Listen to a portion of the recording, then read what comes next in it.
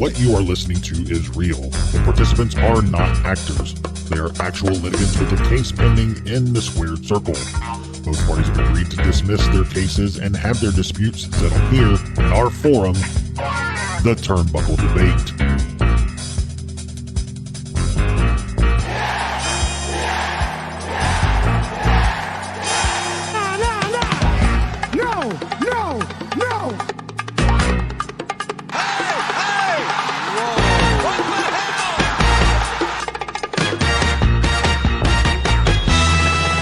Hey everyone, welcome back to the Turnbuckle Debate. My name is Sneed. I'm Chad. I'm Tom, the OG Fig Kid, the staple of the Turnbuckle Debate. And our guest joining us today for the first time from Going Ringside, Scott Johnson. Scott, how's it going, man? Good, guys. Thanks for having me on. Very excited to come today. I am down here in AEW land in Jacksonville, working right across the river from the AEW HQ. So excited to join you guys today. That's awesome, man. We're happy to have you. Let everybody know about Going Ringside and how it started and where you come from, Scott. So yeah, my main job is I'm a news anchor just for the regular TV news in Jacksonville for Channel 4 down here. And they said, you know, we've got this AEW thing here, but 99% of our TV station doesn't really understand it. It's wrestling and we don't get wrestling. But Scott, you do. Could you go long form and talk about wrestling? And so we started the Going Ringside podcast in March and are just having a ball with it. We've just done a lot. I mean, we've done stuff with AEW, but it's not just AEW. We do WWE old school stuff. So we've just been having a ball. If you get a chance, search Going Ringside wherever you get your podcast. New episode every Wednesday. That's awesome, man. AEW country, you're right in the thick of it in Jacksonville. That's great. Absolutely. Yeah. I remember when we knew who Tony Khan was, like he was the son of Shad Khan, our football owner. And then in 2019, they come to us and say, hey, Scott, did you know they're starting some wrestling thing over at the stadium? I'm like, what do you mean? Like some indie show, like in a bingo hall, not even ECW level. But they go, no, like legit. So I got on our state's website for business regulation, because that's what I do for regular reporting. And I start looking up business licenses. I'm like, holy crap, Tony Khan, the guy I barely know, really has started something at our football stadium. And it's like real wrestling. Then I start hearing Jericho. Jim Ross is calling me to come on our news. I'm like, oh my God, this is a real thing in my city. This is awesome. That's great, man. Man, those shows at Daly's Place during the pandemic, they really hold a special place for me. And going there, we were there for Double or Nothing when they finally opened everything back up. And what a great time, man. Yeah, it was so good. And it didn't get, because 95% of my life is mainstream news coverage, which never touches wrestling ever. Yeah, so right. Like in the heart of the pandemic, we have this big UFC fight across the river at our arena. And they make a huge deal of it. Oh my God, there's going to be a huge crowd indoors during the pandemic. Big deal, blah, blah, blah. I'm like, bull crap. They've been doing it over at Daly's Place every week, but none of you realize it because it's wrestling. So no one you probably don't even think it's really happening. I'm like, they've got crowds there every week on national television. Yep. Those were great shows too. Man. Yeah, they kept me sane during the pandemic, those shows. Absolutely. And Jacksonville was a good city for it because, I mean, I don't know where you guys all live, but here they opened up, which is controversy. I don't want to go down that road. But it did give an avenue for wrestling in our city. Like they couldn't have done it anywhere else almost. Right. So it was exciting. Great times, man. Yeah. Well, Scott, we have 3 topics to debate. I know you brought a topic to the table. We'll go 10, 15 minutes per topic. And if you guys are ready, we'll jump in and get right to it. Let's do it. All right. First topic of the evening. Will Kevin Owens or SAMI ZAYN ever be WWE Universal Champion? Ooh, this is such a tough one. I'm going to say KO has a shot. I don't think SAMI ZAYN has a chance in the world. Unfortunately, I would love to see him get it. I just don't think they're going to put him in that light and let him get that run. And I think it's a mistake by the company, but no, I could see KO getting it again, though, for sure. I think looking at the landscape of WWE's Universal, I guess we could call it the undisputed Universal Championship at this point. Looking at the landscape of it, I honestly don't see it happening. As much as I hate that. I think Kevin Owens should have always been in that hunt. He's a main event guy to me. He held it once before, correct, Tom? Yeah. So I mean, he's held the title before. I think he was the youngest to ever hold the title. Yeah, he was in there like in the beginning. I know it was Finn, and then he came after that. I'm not sure who did he win it from, Tom? Do you remember? I don't remember. I don't remember who he won it from, but anyway, I think he is someone who I feel like should have always been in that title hunt. And then with the Bloodline storyline and Sammy really getting that push, I feel like maybe he's someone who should, but I just don't see those guys being up in that mix. I think they're hurt by the fact that they're tied together a lot. One, I think that holds them to the mid-card / tag team scene. And if we're looking at it, I mean, if I'm rubbing my crystal ball and trying to predict this title, we've got Roman probably holding this thing until WrestleMania 40.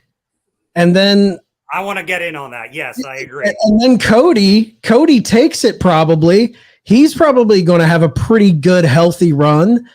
Do I see Kevin Owens being a guy who can beat Cody? I mean, yeah, he could, but I just don't. I feel like those guys have kind of, I don't want to say it's passed them by because they're in the prime. They're doing their thing. But I don't see Kevin Owens being the face of this company anymore. I don't see them hitching their wagon to KO as a Universal Champion. I agree with everything you said. And I think what the way that I would put it is I think they've both outgrown it. I don't think they'll put it on KO or Sammy. And I think the closest Sammy ever got obviously was recently.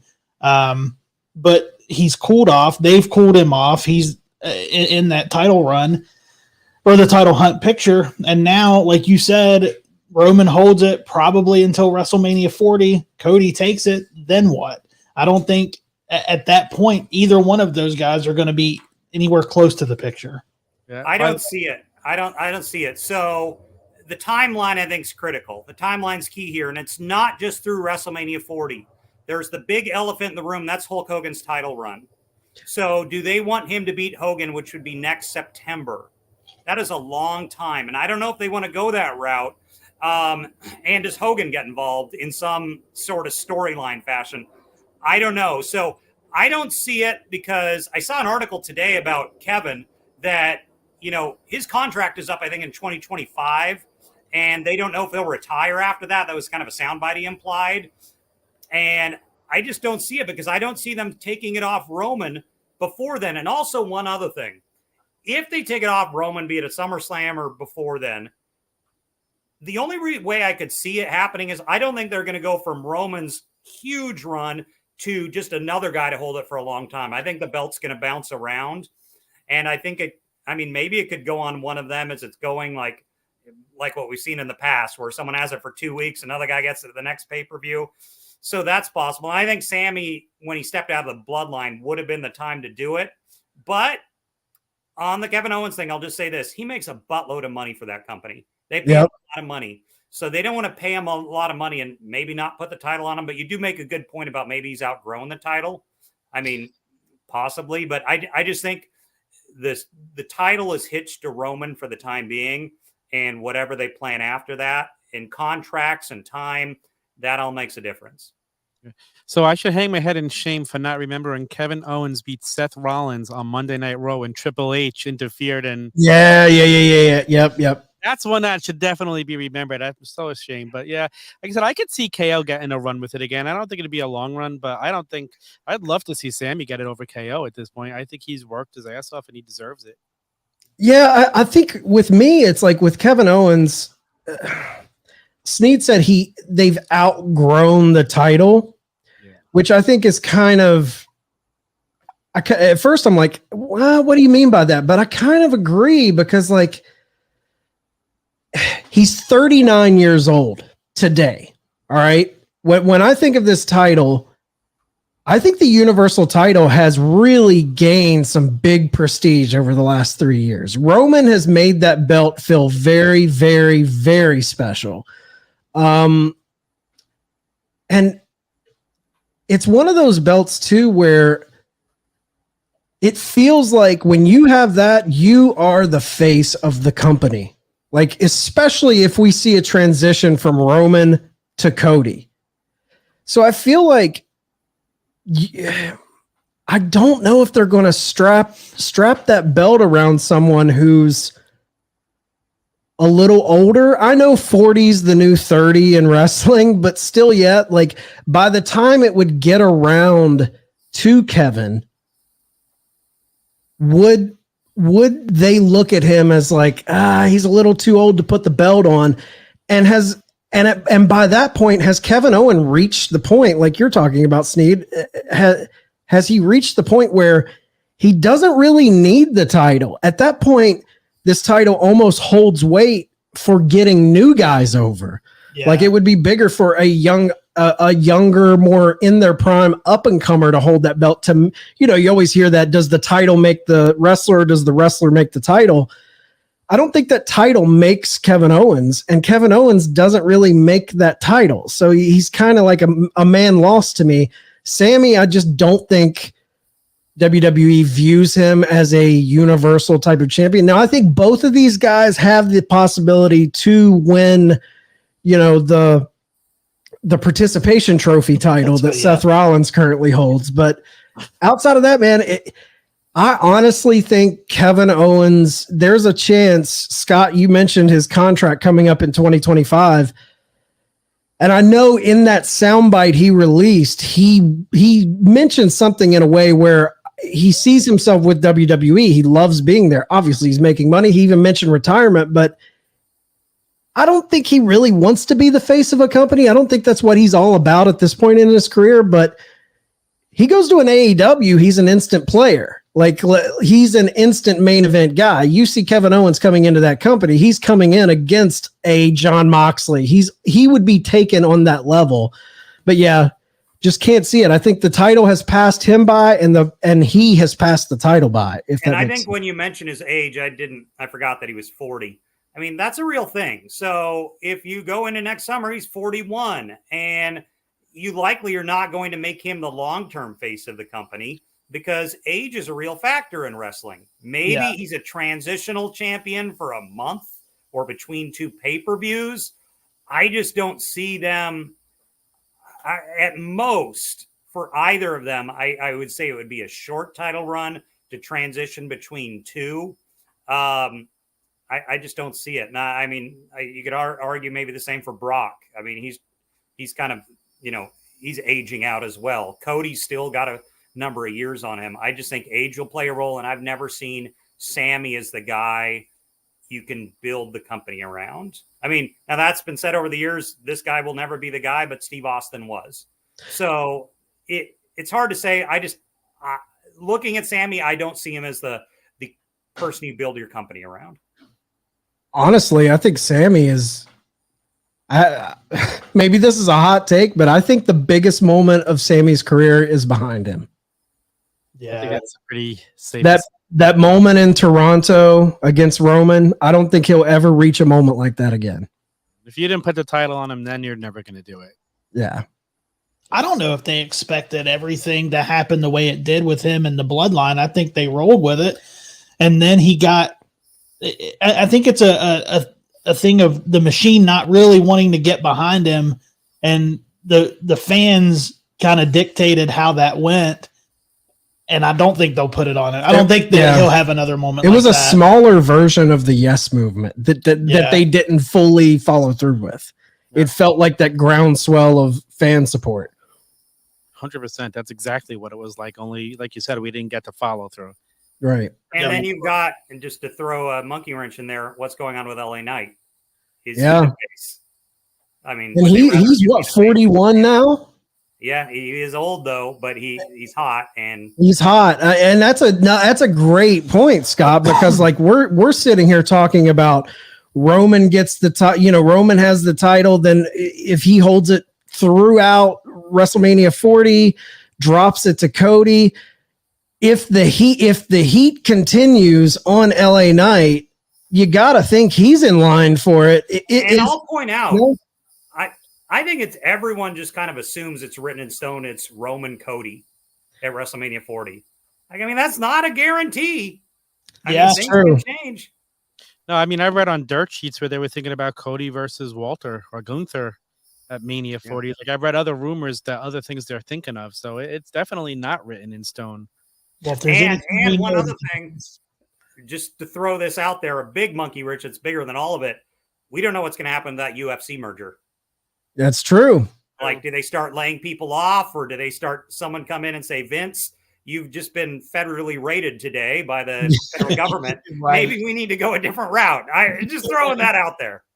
Yeah, federal government raids kind of might throw a little wrench into things. A little. Yeah, and what do they do? You know, like we said, I think the long-term plan that they have in place, it is Cody Roman, but like you said, Scott, nothing is set in stone in wrestling.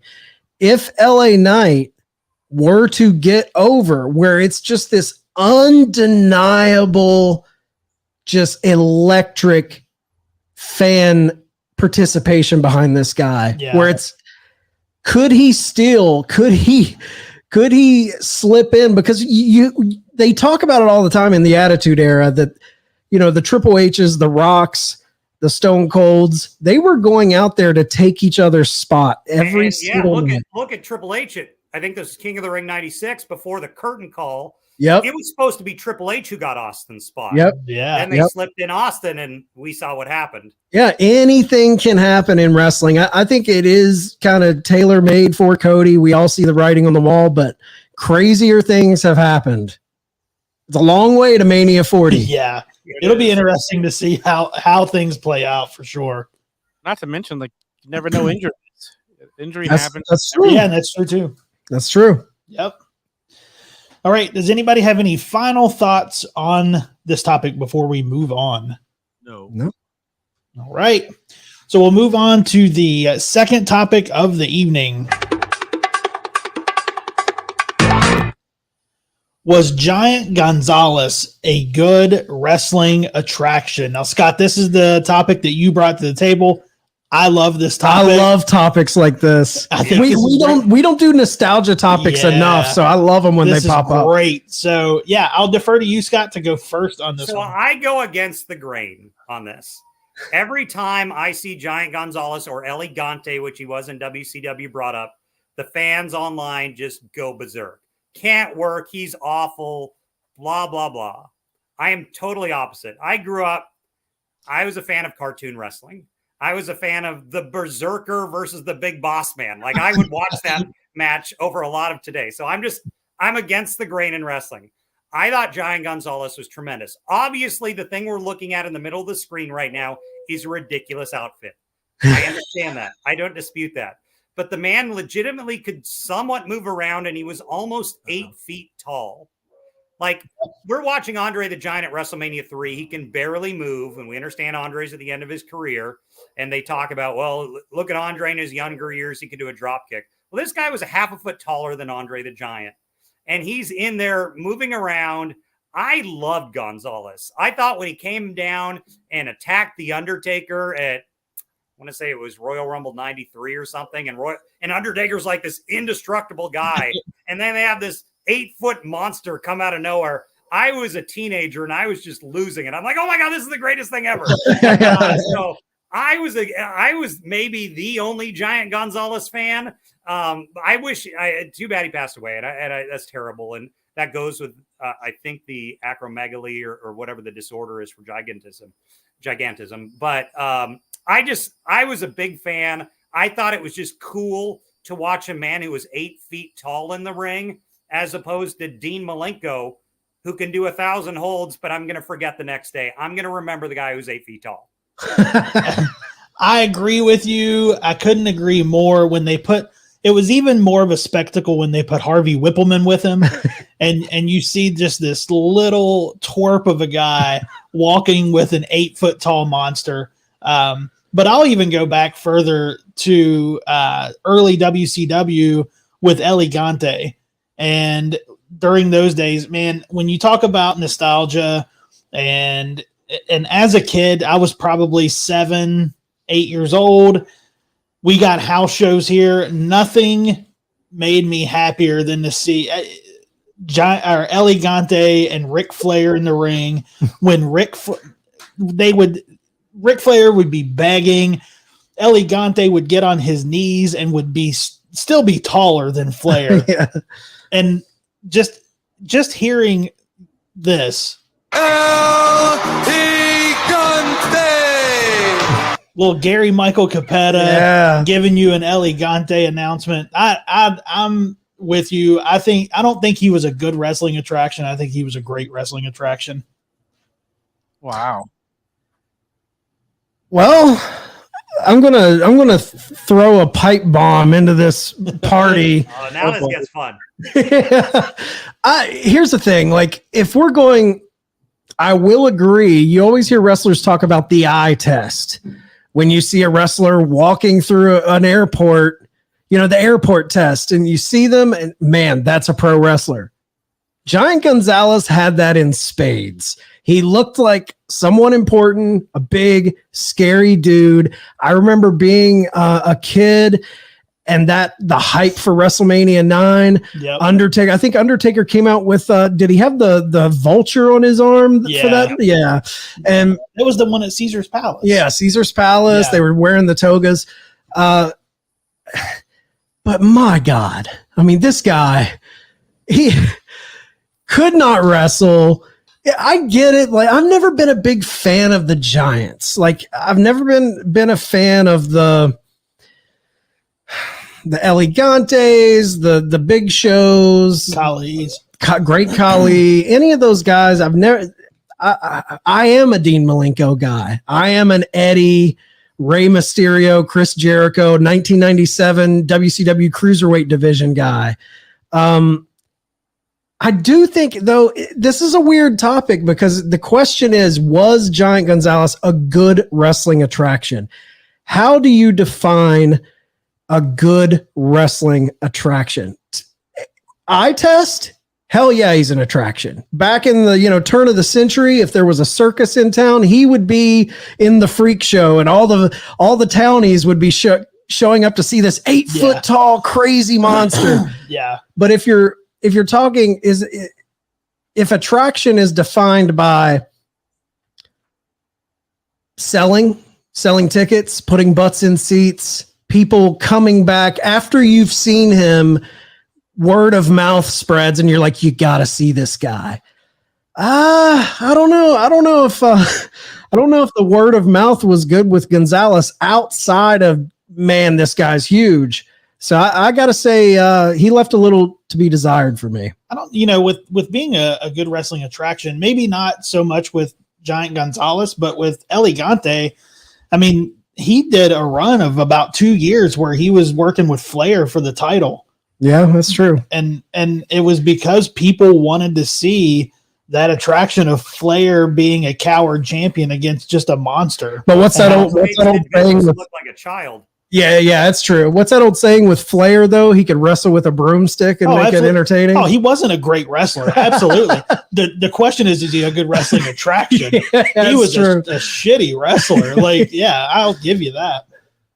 Oh, man. What do you think, Tom? I'm going by his WWF run because I wasn't watching WCW back in the day. But no, like nobody tuned in to see him. That costume was hideous. Like that kind of ruined it. Like, costume's terrible. If they had a real costume and he didn't have that shit on, I think he'd have been taken a little more seriously. But as soon as he comes walking out and that, everybody's like, what the hell is this? Like, what is he wearing? He was defining his muscles, man. Yeah. No, like Andre was like the last great Giant attraction because he did it in a day when there was so many different territories, so he could come and go and he didn't have to lose because he would only be in each territory for a short amount of time, and he made the work around. That's why when he finally wound up in WWF and they wound up doing that run with Hogan, they turned him into a heel. Andre was somebody people went out of their way to see. That was an attraction. Like, to put this guy in the same boat as Andre as a Giant attraction, I just can't do it. One thing I'll throw out there is I read this, and I don't know if I ever heard Bischoff say it directly, but I personally, as one of these guys who likes cartoonish wrestling, I always thought it'd be cool when they did World War III with the 3 rings and the 60 guys.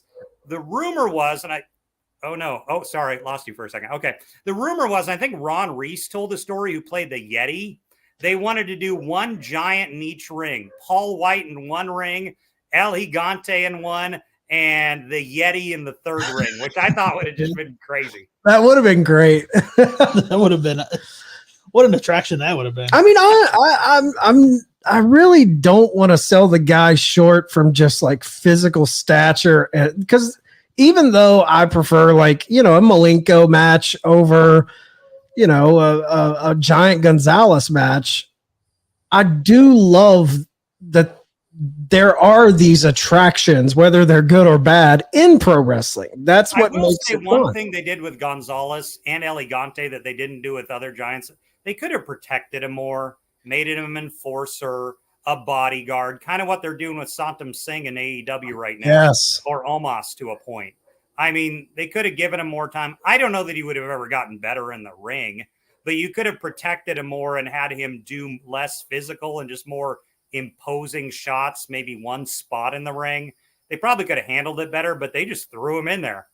No, you're spot on. There was no protection for this guy. No. They threw him in. I don't know if they did a lot of protection on guys. Like, it was like sink or swim, it felt like back in the day, because you're right, man. I think AEW has really hidden the fact of Satnam Singh's in-ring skills. We haven't, even when he's had like a match in like a 6-man or something, they hide his abilities really well. And he is just kind of the heavy behind, Jay Lethal and those guys. So, yeah, he should have been much more protected.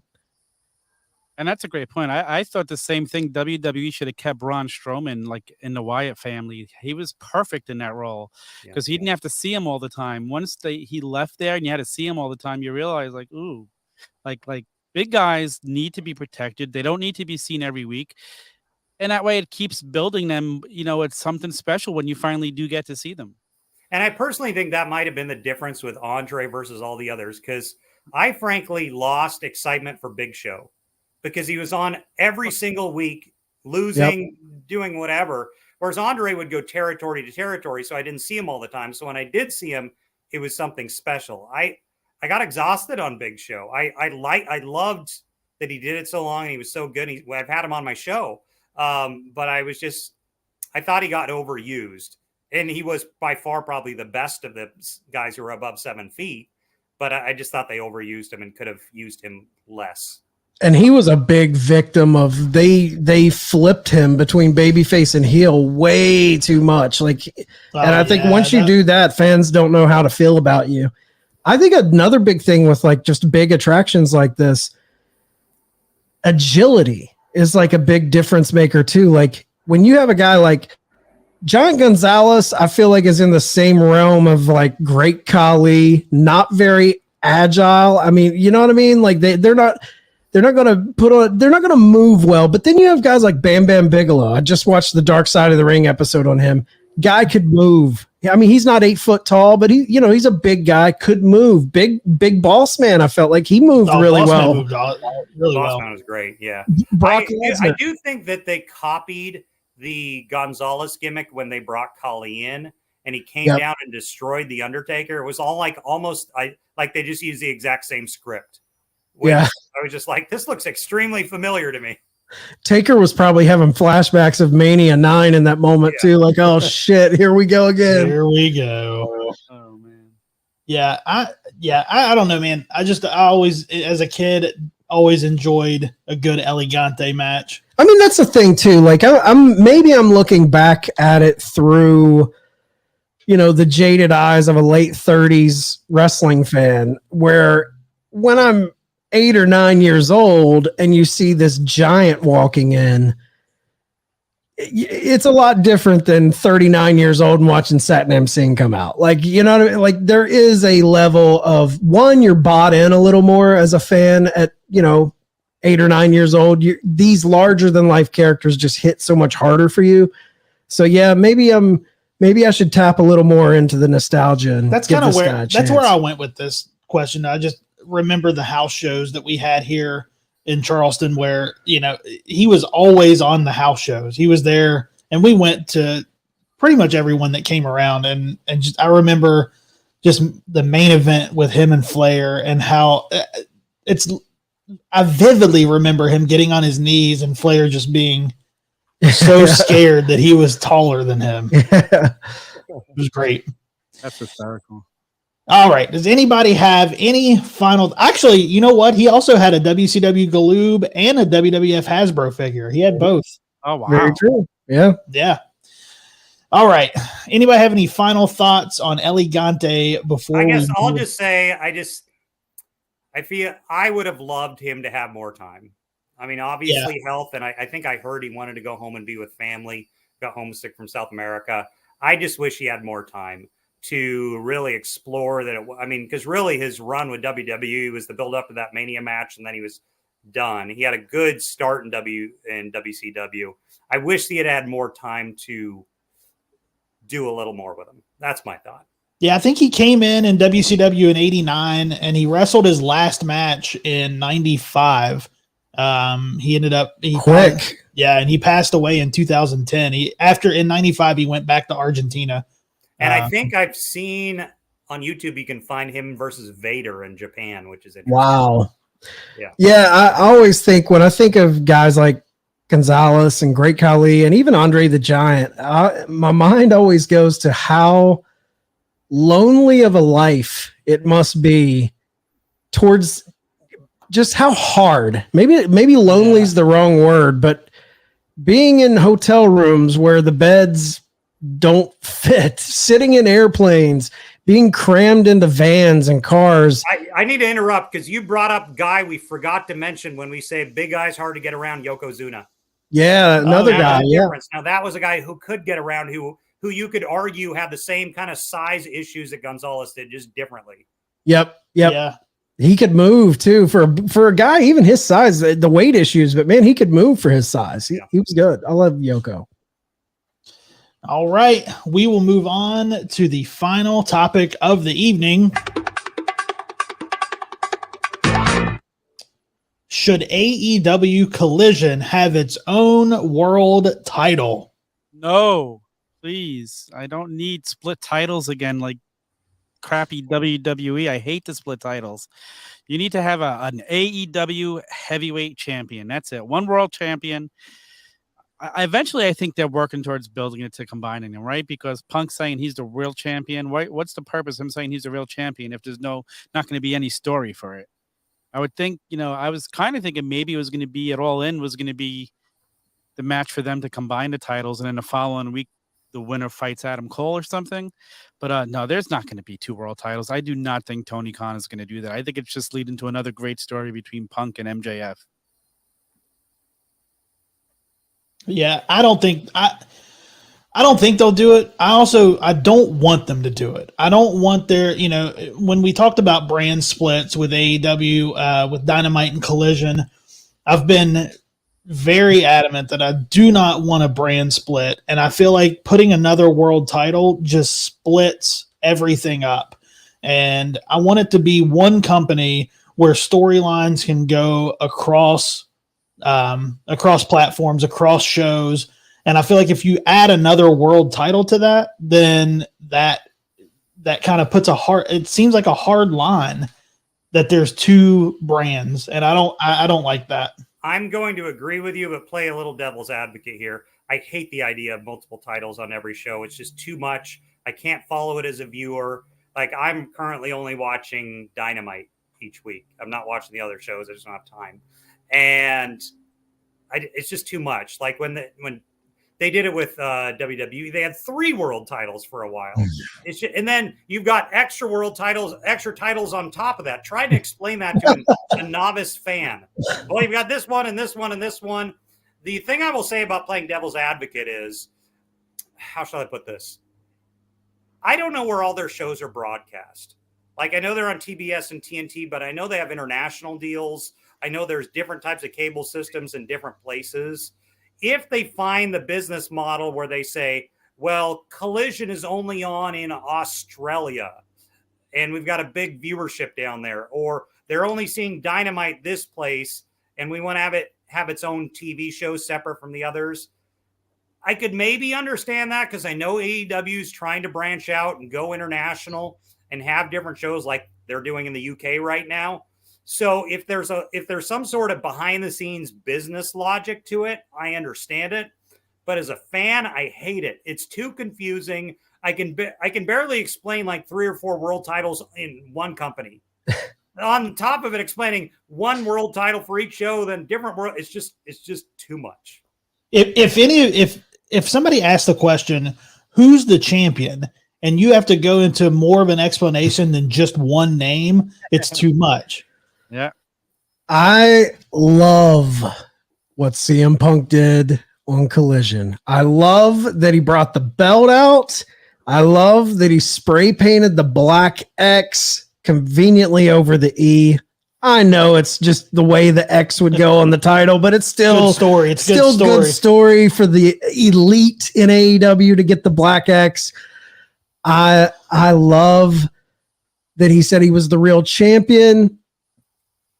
I love that there's a second world title in the mix right now, but I don't want it to stay that way. I'll say that. But you're pointing out a good point with if there's a good storyline to it, that can make it interesting. If this is all leading to unifying the belts down the line, I'm all for this. I don't think, there's not a part of me that thinks, oh, now this is going to be the Collision world title and there's going to be a Dynamite. I don't think that's not the plan. That's not what I would want to happen. But that segment with CM Punk, in my opinion, was incredibly compelling. Yeah. I mean, to bring that, but I was getting, obviously people are getting Hollywood Hogan NWO spray painting the title, the big gold belt. I was getting those vibes. I was there. You're teasing a storyline that he's not even involved in. Because right now he's kind of, he's got this Ricky Starks thing going. But with that belt being introduced, MJF is going to chirp back. Full disclosure, we're recording this before the 200th episode of Dynamite. I think MJF might respond to that black spray painted AEW world title tonight. I love that. And if that means having 2 world titles at this moment in time, I am all for it because I'm extremely compelled. Now, if we're talking a year from now, there's still 2 world titles and each show has a world title, I'm out on that. I don't think AEW has the brand awareness yet to do a brand split. Like when WWE started doing it in, 2000 or whatever it was, maybe a little later, they were a huge mega corporation that 9 out of 10 people on the street knew. Right. Like it's hard enough just to explain what AEW is. And I do that a lot because it's like a deal where I live. And then on top of that, I'd have to explain, well, they got 3 shows and 3 world champions. Who's popular with them? They're just not there yet. Like if you have a bunch of household names, maybe they don't have that. They've got CM Punk. And that's about it. Yeah, this title, the only way a second world title works is if it's part of a storyline and not a part of the title scene in the company. It has to be like there has to be an end game to this new title that Punk has brought out. There can't be 2 titles with 2 different designs. No way. No. This kind of reminds me of the Intercontinental storyline that ended up with the ladder match with 2 Intercontinental titles on the was it Razor and Sean with the two IC belts. They never went, it was never 2 Intercontinental champions. It was just both of them had the belts. I mean, in a sense, this is kind of like they've kind of done this before when Cody, had to leave for 2 or 3 weeks and they had shit, I'm blanking on the name. The TNT interim title. Yeah. When they introduced that interim title and then they had them both on the line it kind of reminds me of that. Yeah, no, it is. And you know what? We know they've been chomping to have another Punk MJF feud, like another program. It started when he came back last year at All Out. After Punk beat Mox, MJF came out and stared at him. Yep. And I'm sorry I don't know. Have they announced the Wembley Stadium card No, yet? not I'm yet. wondering if it's Punk MJF, if that's the plan. My opinion, Punk MJF, and then the winner fights Adam Cole at All Out a week later. It's the only way you could have pay-per-views on back-to-back weeks. You got to have it built to something from one. Yeah, it's got to play off of each other. I'll throw this out there just because I know this from working with them. As far as the Wembley deal, like everyone's talking about how big of a deal, that's the Khan's backyard. They have done a football game their team has every year for the last 6 years. Shad, who really owns AEW, the actual owner of AEW, tried to buy Wembley Stadium about 5 years ago and was unsuccessful. But they have extremely close ties with Wembley. So that's why they went there. That's why they had no problem selling out 70,000 people, because that is their like almost home market. So I'll just throw that out there for what it's worth. I can see that. And selling out without announcing a single damn match. Yeah. We don't have one match announcement for this right now. Another thing I really like about this title with Punk is this is kind of tapping into something you've heard and seen in combat sports, whether it's boxing or whether it's mixed martial arts with the UFC. There's always that guy, you hear the term the uncrowned king. Yeah. Like, I feel like Punk is leaning into that. He went into the mixed martial arts world with no success, got his ass whipped a couple times. But I think I want to put in a plug there. I had Dan Severn on Going Ringside a few weeks ago making fun of CM Punk for doing such a bad job in awesome. UFC. So I'll just throw that out there. It's a plug. That's 16. Awesome. I love that. But yeah, I think he's playing into the uncrowned king that, hey, I never lost this belt. And what do you guys think about that? When he pulled that belt out and did that, what were you thinking? I thought it was a cool moment. I thought it was a great story because it's leading to something. Listen, we know Punk doesn't care about being a champion. It's been said many times. He said he didn't need the title. This is just story. It's going to be a great story. That's an example of someone who's outgrown the title. He does not need the AEW title. No, but the AEW need him to have the title. There's a difference. True. I think that's why he got it initially. Yeah. I don't think it's out of the realm of possibility that they put this thing on Ricky Starks. Wow. I can see that. I think they're building towards Punk MJF, but if Ricky was to beat Punk again and just kind of trash this title and say, I want the real title, and you set up a heel Ricky Starks against, right now, it's a babyface MJF. The crowd's loving him with this Adam Cole thing. I don't think that's out of the question. I wouldn't be shocked by that. I don't think it's going to happen, but I wouldn't be shocked by it. They got me worried about a fatal four-way at all in between MJF, Punk, Cole, and Ricky Starks. You never know. It could happen. I don't know if you saw. I think MJF had tweeted out a name for his, and he deleted it, but he called him the Maximaniacs, and then deleted it and called them devil worshippers. Yeah, but and he was giving pizza out after Collision. Oh yeah, he's leaning into it, man. Tony Khan today on his call, he was doing some media calls about the 200th episode of Dynamite. He was asked about MJF and Adam Cole, and he said they thought it would be hot, but they didn't think it would be this red hot. And he was like, it was set up in a way where we can just kind of listen to the fans and go with it. So I'm glad they're listening to the fans because I'm enjoying it, man. I don't want to see MJF stab him in the back right now. Oh, it's too entertaining. I don't want it to stop yet. They have matching gear. You can't stop it yet. Yeah, you can't stop that. I think they're gonna let it go for a while. I think breaking them up is just, there's no point. I mean, what do you get the next week? Especially keep it together, you get something good each week. Especially after the ratings came out, they pulled their largest ratings since the premiere, all based around that match. And I think Tony's looking at that and being like, okay, we got something here. Gotta keep with it. You absolutely gotta keep with it. And listen, not to mention, a couple of weeks ago, MJF told Adam Cole he's going to give him another title shot because what a difference he's been. So there's more to the story here. So it's fun. It's I love it. I love it. It can go any way too. I love that we can fantasy book this a million ways. And now you throw So Punk fun. in the mix with this title, this spray painted title. It's very interesting. Yeah. It's going to be a fun Dynamite to see how 200 winds up and if we know any more. Yeah, We'll be facing at All In. yeah, absolutely.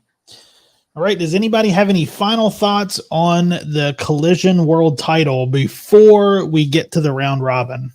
I like the story. I'm fine with 2 for now, like Chad said, but eventually let's lead to combining them and getting 1 world title back. Yeah, definitely not 2 world titles. No. For the love of God, please. We just need. All right. So we'll do we have a round robin we'll get to. Round robin. Will Gunther break Honky Tonk Man's IC title reign record? All right. I'm going to say no because at one point when Gunther's defending it, Honky Tonk Man's going to show up at ringside, crack him over the head with the guitar so he loses it. I think it's a perfect story that writes itself. It protects Gunther. He doesn't break Honky Tonk Man's record. Let's go.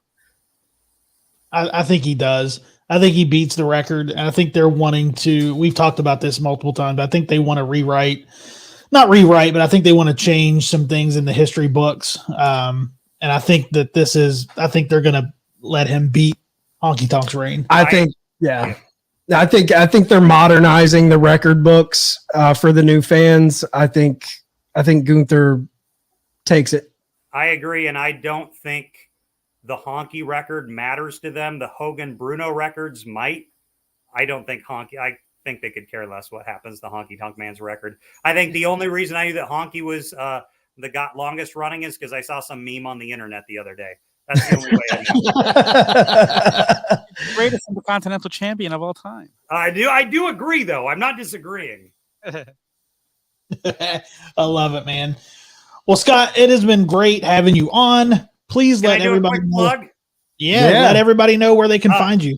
Find at Going Ringside on Instagram or TikTok. Just search at Going Ringside, or just type in at Going Ringside on Google. You'll see all our episodes. I'm working on getting Hulk Hogan on the show at either the end of the month or early September. And I'm saying this at the end of the show because it's kind of a pipe bomb itself if I bring this up. Figurative. I don't want to take the wrong idea. Working on another guest who's never actually been talked to about his time in wrestling. And like 0.25% that it might happen. And that would be a guy named Donald Trump. So I'm working on getting him on the show to talk about beating up Vince McMahon and shaving his head and taking a stunner and all the other stuff. That'd be a monumental episode. I've been working at it for about 2 months, and it's up and down because there's other things going on with him in the world. Yeah. But I have been continually making the pitch. I will be the only interview in America he'll do where there will be no politics talked about. It'll be all wrestling. That's awesome. I love that. So I'll let you know. Check out at Going Ringside if you want to get an update if that's going to happen or not. I love it, man. I hope that happens. We're I pulling hope for so. you. We're that'd be we're fun. rooting for you for that one. Yeah, I'm still. I'll tell the world if I'm getting that one. Yeah, that'd be a game changer. You'll get more eyes than just wrestling fans on that Yeah, one. I know, and probably more eyes that are not happy with me, but I'm willing to take. I'm willing to take it for the podcast. Absolutely, 100%. Well, Scott, it's been great having you on. We'll definitely. And I want to apologize for my lighting. Like I got back here on the back porch and my computer is all jacked up. So whoever's watching, like, what is that guy doing with the lighting? Sorry about that. Oh no, you were looking good, man. You were looking good. That's fine. We look at Tom's face every week. So There you go. his lighting doesn't matter. So, all right. Well, guys. I played this out. Had to get it in. Had to play this out. Okay, hold on. Here we go. All right, guys, that's going to wrap us up for this edition of the Turnbuckle Debate. Make sure you guys are going to theturnbuckletavern.com for all of your tavern needs. Tom, it's your moment, buddy. Get your shit in. Instagram, midnight, 7 p.m. every Tuesday. Me and Mike Belcaster. Don't miss it. All right. Court is dismissed.